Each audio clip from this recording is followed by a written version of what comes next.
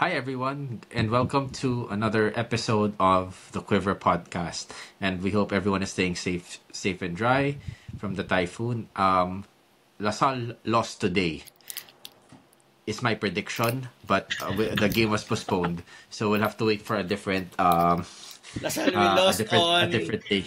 no, November 16. November Yeah, 16. yeah. Nauurong. So yeah. So tonight I'm joined by Brian and Vic. So yeah, maybe a quick hi from you guys, and I hope that in the midst of this storm that is the same size as the Philippines, cue all the potential jokes that we have about this. I hope everyone is staying safe and dry during this weather, and of course, safety comes first. We're very glad actually that the UAP announced the suspension ahead of time. Sometimes in the past they used to announce it on the day itself, right? So fair play also to the managers, the board of directors, and the presidents of the UAP for prioritizing the safety of not just the student athletes but also of those who are watching the games. Okay, start this episode. We have an unintentional international break. Lasal will not be playing for Haba. 2 weeks. Yeah, Yep. 2 weeks. So it's actually a pretty good time for the players to recover a little bit, and of course, it's been a long and tough season. But now, the immediate effect of that is Voris will have to play his will not play during the FEU game. So that means he is going to be available during the Ateneo game. Now, what do you guys think? Was that a benefit for us, or do we need Voris more during the FEU game? Actually, lahat naman ng, para sa akin, lahat ng makakalaban natin na naiiwan are all tough games, dangerous opponents. Kaya, ang sagot ko pa rin dyan is we still need Boris. Regardless kung sino yung makakalaban natin. But, yun lang. It's just a matter of us stick to the reality na may game na hindi makakalaro si Boris. And instead of tonight's game, it was just moved to next week Sunday. So yun, ang answer ko is yes, lahat ng games kailangan si Boris, but we have to play one game out of the remaining four na wala si Boris, and as mentioned on our previous episodes, lahat dapat magtulong-tulong. Do you think, Vic, na si Voris umuwi ng probinsya kasi 3 weeks siya hindi maglalaro? Pwede din. Batangas lang, no? Malapit lang. Malapit Oo, lang. Batangas malapit lang naman eh. Batangas, Malapit lang naman Batangas. eh. Lapit lang, pwede. Baka magpalamig. Diba? Magpalamig. Yeah. Para Well, to yeah. avoid that again from happening in the future. Yeah. Well, now, but that's also the opposite, right? Like, Ateneo has been hounded by injuries to key players, Adili and Bahay. Bahay. Brian, are you worried about them coming back towards the end of the season? Because in all likelihood, guys, and we'll probably touch on a little bit more of this. Whenever things like this have happened in the past, normally the game is Sa dulo. rescheduled at the end, right? Yep. And we can only speculate right now when. We'll have to wait for the official announcement of the UAAP. But in all likelihood, it might be the same weekend as the cheer dance competition. In all likelihood, it could be wrong. I think we're also the first to admit here that if this was not a Lasal Ateneo game, we might have played on a Wednesday. But because it is a Lasal Ateneo game, I think, and of course, normally they would honor the tickets also from this game. So in all likelihood, this will happen. This will happen on a weekend because of all the fans who are watching. Sige, Brian, talk about Bahay and Adili potentially being in a better spot. And is this a team you want to face, or would you have preferred to face them today? I would answer that saying mas maganda na sana kanina because we would have faced them with Bahay not at full strength. Adili, well, at least in the UE game, he had moments where he contributed, but not to an extent where he'd like his fitness to be. So by, let's say, 2 to 3 weeks from now, they would be better for sure. So there is that missed opportunity. Kaso wala eh. As in, that's the cards were dealt. Same way that we missed Kian, same way we missed Mason. Ikaw, Vic, like just from a purely pride standpoint, ako kasi there's really this, I really have this thing, as much as I would like that LaSalle loses to Ateneo all the time. I also have this thing na I'd like to play against them full strength. Ikaw, Vic, what do you think about that? Or are you looking more for the win at this point in time? Ako kasi regardless I don't really care if they're injured or at full strength. The mere fact that you're facing Ateneo, I don't care how strong that team is. Ang important is kay mahina yan, kay malakas yan. Perception-wise, uh, we need to beat them. Kasi as simple as it is, Ateneo yan. So, but then, as we all know, pag Ateneo Lasal naman, tapon na yung stats dyan eh. Pagkalaban mo sila. It's really a matter of how bad you want to beat them. Lagi naman dun yan nakakatalo kahit may X's and O's factor yan eh. It's really how bad you want to beat your rival. So, regardless kung gaano kalakas yan, gaano kahina on perception, sa paper, you need to beat them.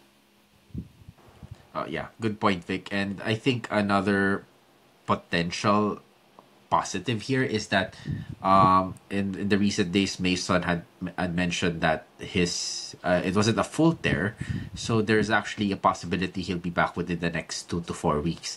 That he might actually, and I mean, if that is true and he gets his clearance, he might actually end up playing again against Ateneo. Do you guys think that this is a good time for him to come back?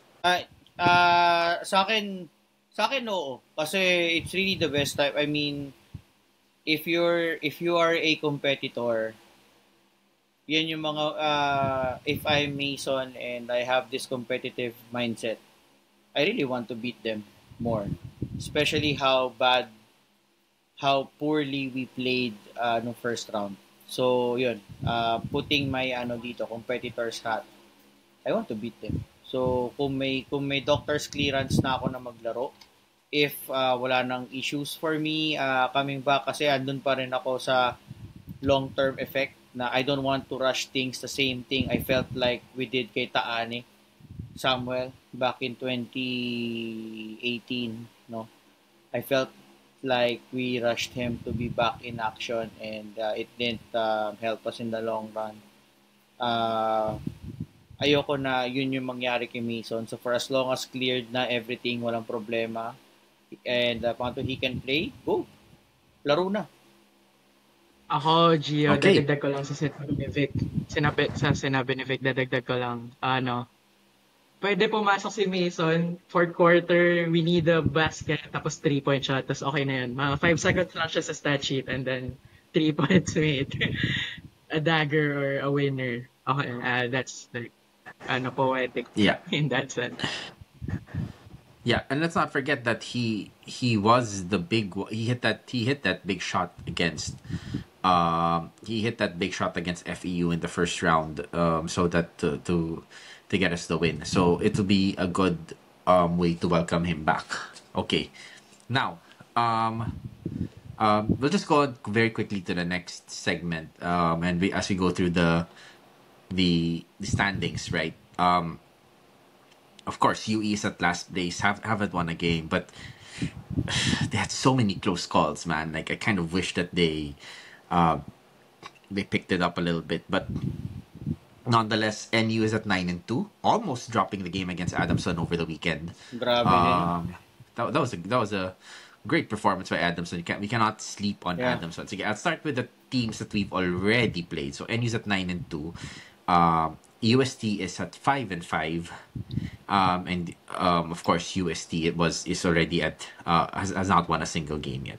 However, we still have yet to play a lot of these teams that are chasing us, right? FU's at 4-6, they're not that far off, but Yeah. yeah, if we beat them, that's like one nail into the coffin already of missing out the final four. So they will come and play against us big time.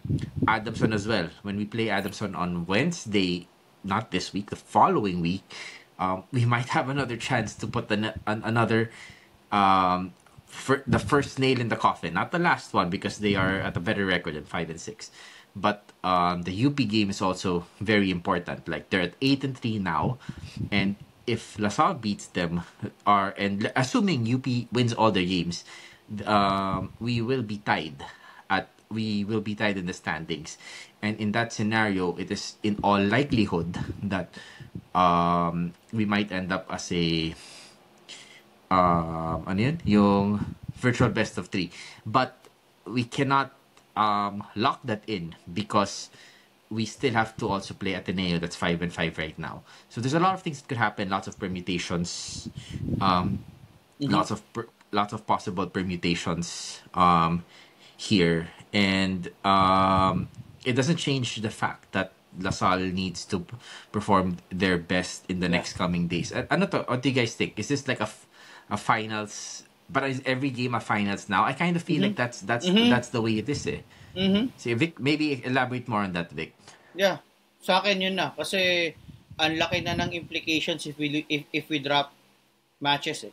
Yun na yun eh. With the way the nature na standings now, isang talo natin can really cause a huge shakeup sa standings natin. So for me, every game is a final already because not only we're chasing for a Final Four spot, we are also we're trying to fend off everybody. Parang lahat ng kailangan nating talunin is also contending for that Final Four spot. So parang playoff game na talaga siya. All four games na naiiwan natin are all playoff games na rin siya para sa akin kasi we can't afford really to drop those games again. Brian, I want to ask you this question, right? Like because Ateneo and LaSalle have a very long rest coming in. And maybe Vic, you can add a little bit of your insight here as well.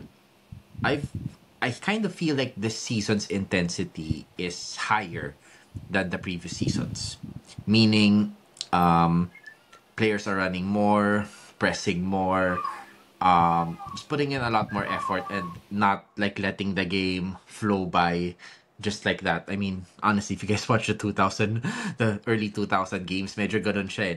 Nagugulat ako na, teka lang, ba't ang bagal ng game? But given the intensity of this season, what do you guys think about this international break LaSalle has, and Ateneo for that matter, have all of a sudden? And will this be beneficial to them, or is it going to be something that we might look back and say, maybe we needed that momentum? Well, I couldn't really claim any sense of momentum now kasi kung nanalo siguro tayo sa NU, I would be more disappointed with this unintentional break. Kasi that's a 5-game winning streak that you're stopping. But natalo tayo sa NU and that kind of left question marks in our game. Free throws, among other things that are often mentioned, right? So I guess the answer I have there for both LaSalle and Ateneo is how you make the most of this break. Eh. And that's the only thing. If wala kang masyadong gagawing changes or parang moments to reflect on, then wala. Parang useless in 2 weeks. Kasi siguro rest on the body, but that alongside that comes the rhythm that will also be lost. Yeah. So kailangan may tweaks sa game mo ngayon eh. Whether that be a practice on zone man switching on defense or playing more efficient passing para mahirap mabasa ng kalaban, or working on the free throws itself. Malay mo may full day sa Razon na kailangan naka 100 free throws ka or else di ka makakaalis. And malay mo, dahil umuulan, walang pasok, diba? Baka magkulong sa Razon for whatever reason. I don't know. I mean, that's just me guessing in a humorous way. Pero yun talaga, kailangan nila i-maximize yung pahinga physically and mentally. Because when the games resume for both of them, it will be a 10 to 11 day swing of 4 games. which can be a good or a bad thing. It really depends on how you view it. And I think this LaSalle team has a tendency to thrive on that, as we've seen from that UE, UP, UST, UE sequence they had. Of course, the NU game was a different story, but it was also part of that sequence. So yeah, I'm bullish with our team at least.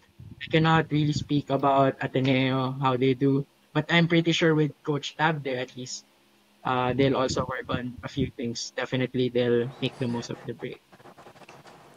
Ikaw, Vic, like from a coach's standpoint, what would you do to prepare these boys so that they don't lose their edge or they sharpen their knives, for the lack of a better term? Hanap ka siguro ng pwede mo maka-tune up game.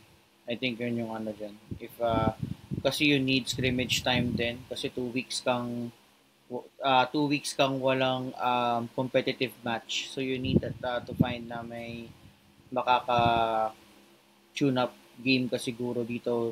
I think kahit once or twice siguro na mga tune up games just to keep that rhythm going. Kasi yan yung magiging problema then after 2 weeks when we play FEU on next week Sunday, yung on-court rhythm yung magiging problema natin dyan. It will be evident. I expect that it will be evident on Sunday. So it's a matter of us how do we adapt dun sa rust na pwede nating ipakita as a room for error. Pero syempre, we have to pray na sana walang rust factor yan. So, yun, I think ang pwede ko lang ma-advise dyan siguro is you have to play tune-up games para hindi nawawala yung on-court rhythm, on-court sense mo. At least andun pa rin. Yung timing sa laro, yan, para hindi, I think I keep on mentioning this on some of our previous episodes. Yun, yung timing mo sa laro, yung galaw mo sa game, yan, it's important na yan yung that's what you need to keep on this 2-week break, no. Yan yung pinaka importante na ma-save natin entering next weekend's game against Seven. I think I like the point you bring up here, Vic, about yung timing sa laro, because there it's also the opposite, right? Like there was a point in the season na Ateneo complained na they were playing, I think, 3 games in 9 or 10 days, but of course, like that is part of the UAAP schedule, so like you kind of have to anticipate that, and the UAAP is not a long shot. But we talk about the timing of yung laro, like this episode is brought to us by the best in timing Ibarra watches, right? Proudly Filipino and proudly LaSalle. We don't care about the time. And just like the last Ateneo LaSalle game, we don't lose. We just run out of time. If we had the fifth quarter, for sure, nahabol natin yon. Every timepiece you buy supports the DLSAA Athletic Scholarship Fund, helping the next generation of green archers chase their dreams. Elegant, timeless, and rooted in animo. That's Ibarra. So, thank you, Ibarra Watches, for giving us the proper timing ng laro. So, Brian, I think there's a couple of things you wanna quickly round up about other Lasallian stories over the last few days. Yeah, of course. It's not just the UAP basketball that's ongoing. We also have the football and the aquatics and athletics. I think swimming lang talaga siya eh. But I want that aquatics term kasi nasanay na ako sa Olympics. So we'd have to shout out the men's swimming team for finishing first runner-up. So congratulations on DLSU Tankers for a first runner-up finish sa men's and second runner-up finish sa women's. Also finishing second runner-up yung women's athletics team natin. Of course, there's that quartet that broke the record in the 4x100 meter relay. So hindi lang sila nanalo sa race to claim the gold. They also won the they also set the UAP record. So congratulations to ganda ng pangalan nito eh, si ABCD Agamanos, Erica Ruto, Hannah Delotavo, and Trexie Delatorre. So and then sa men's na swimmer, si Alexander Chewy set the UAP record as well, so 1500 freestyle. And yung sa men's long jump na set din ni um, Joshua Patoraro. Yeah. So congratulations to everyone, and of course another team that is eyeing a record somewhat. I think to close themselves to FEU in the all-time are the women's football team. Finals sila next week. Not had the best second rounds but still made it to the finals, and pagdating sa football, at least one game lang final, so kahit pangit yung record, no, who Anything can knows? happen. He can strike gold, di ba? He can strike gold, win a penalty shootout, whatnot. That's the rule. So good luck to our ladies. They're playing on the Saturday, which is the day before the Green Archers resume their campaign, provided that there are no other storms that want to go to Cubao or go to Pasay. Baka na-excite na-excite si Juan eh. Sabi niya, uy, Lasal Ateneo, punta nga ako sa Cubao. Makanood nga. Eh, kaso wala siya ticket. Wala rin siya ID. Yeah, so, yeah, that's the roundup for the Lasal sports teams. All right. Thanks for that, Brian. And before we end this episode of the Quiver Podcast, we'd like to thank all of you guys for listening in, and I hope you're all staying safe. We feel bad for those who had plans to watch the game, but of course, safety comes first. Especially those who move their flights to go back to their home country and watch the Ateneo Lasal game. Tama. Too bad. Too bad. Pero, Sige. Malas lang. medyo sinuwerte din yung mga nakapagbakasyon pala. Tapos, hindi natuloy. So, baka makapanood nila. Kasi nasa bakasyon sila ngayon eh. It goes both ways, I guess. So magte-trade lang si Willie and si Kiko. So it's up to you guys who you wanted more in the games, Kiko or Willie. Tama. Na lang kayo. I think it probably boils down to that. As simple as that. Pero I think maraming fancy Willie eh. So feeling ko din. Maraming fancy Willie. Pero if you guys are listening, please be careful with Willie. So thank you for Parental guidance is advised. Yeah, parental guidance is advised. All right. So thank you for listening to The Quiver. Please don't forget to like and subscribe to our pages. And as we always say, stay safe, stay dry, and animo, Lasal. Lasal.